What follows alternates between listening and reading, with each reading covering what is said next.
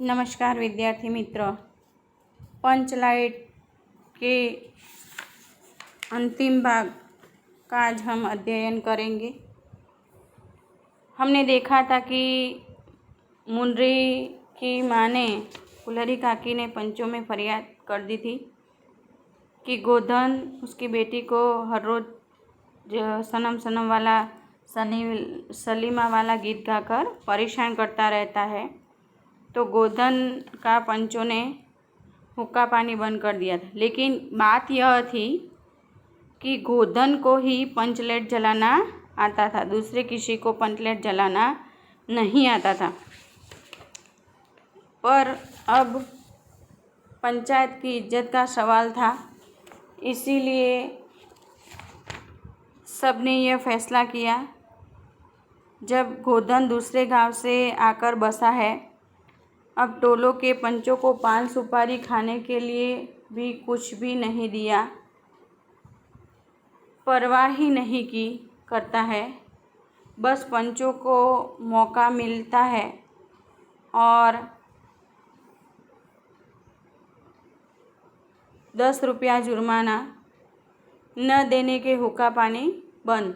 आज तक गोधन पंचायत से बाहर है, उसे कैसे बाहर कहा जाए, मतलब उसे पंचायत से बाहर कर दिया गया था, उसको जुर्माना भरना था।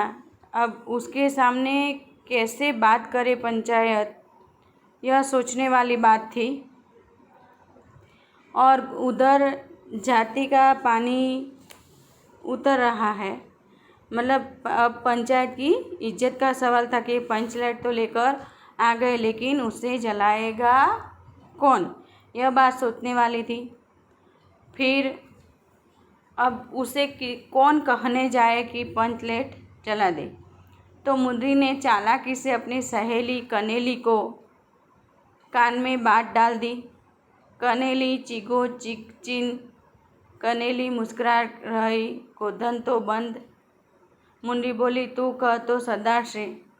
तो मुनरी ने उसकी सहेली कनेली के कान में जाकर कुछ कहा कि कनेली, गोधन को पंचलेट जलाना आता है, लेकिन अब उसे बोले कौन, तू सरदार से यह बात कह। गोधन जानता है पंचलेट जलाना। कनेली जोर से बोली कि गोधन को पंचलेट जलाना आता है। कौन गोधन जानता है जलना, लेकिन कौन गोधना जलाना जानता है, लेकिन कौन। सरदार ने दीवान की ओर देखा और दीवान ने पंचों की ओर। पंचों ने एक मत होकर हुक्का पानी बंद किया था। सलीमा का गीत गाकर आँख का इशारा मारने वाले गोधन से गांव भर के लोग नाराज थे, क्योंकि वह मुनरी को बार बार देखता रहता था, उसे सलीमा वाला गीत गाकर परेशान करता रहता था, इसीलिए, और आँख का इशारा भी करता था।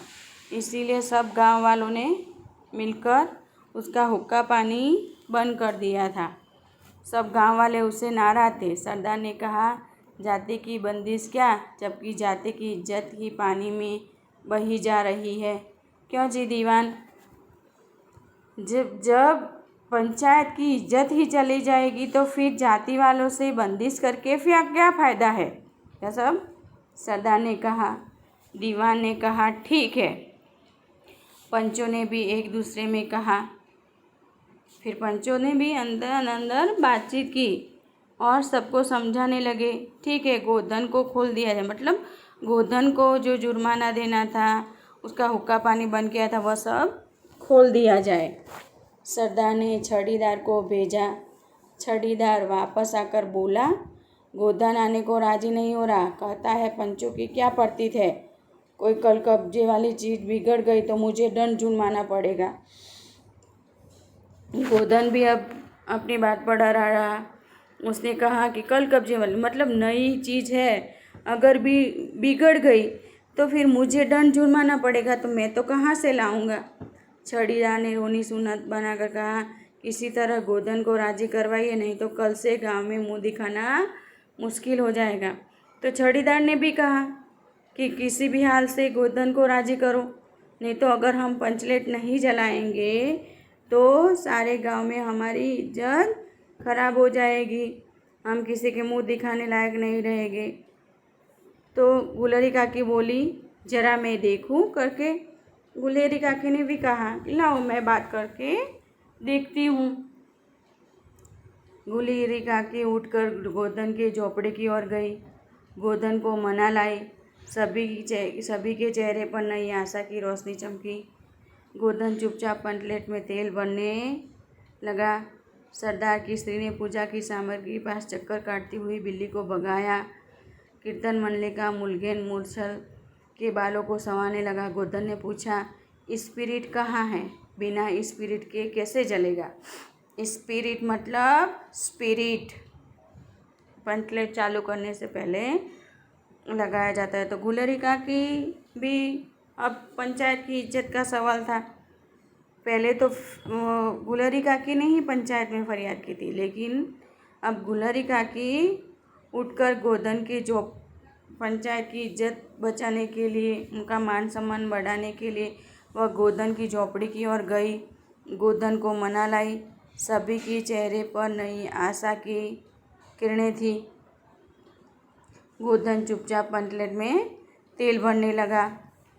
सरदार की स्त्री ने पूजा की सामग्री के आसपास बिल्ली आ जाया करती थी, उसे भगाया। सभी कीर्तन वाली मंडली का मुलगेन मूर्छल अपने बालों को संवारने लगा।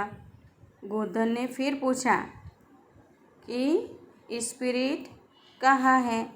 बिना स्पिरिट के कैसे जलेगा? पंटलेट ऐसे ही बिना नहीं जल सकता है।